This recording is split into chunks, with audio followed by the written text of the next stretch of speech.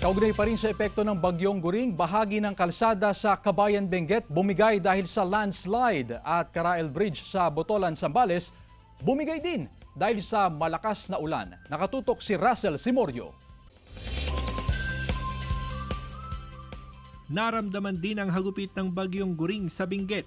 Sa mga larawang kuha ng Kabayan MDRRMO, kitang bumigay ang bahagi ng kalsadang ito sa Barangay Basyoy dahil sa landslide bunsod ng walang tigil na pag-ulan. Buti na lang daw at nataong walang dumadaan ng mag-landslide. Wala ring malalapit na kabahayan sa lugar. Ayon sa MDRRMO, lumambot ang lupa dahil na rin sa malaking volume ng tubig mula bundok. Hindi kaya yung volume ng tubig, tumaan dun sa mismo na kalsada, tapos tinangay na yung lupa.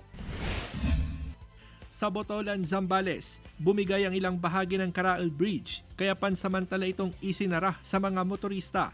Mahina na raw ang pundasyon ng tulay.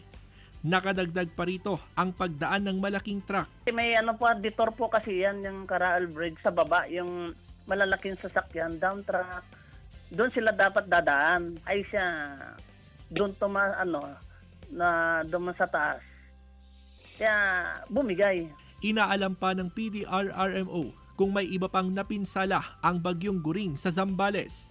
Russell Simorio para sa Mornings with GMA Regional TV.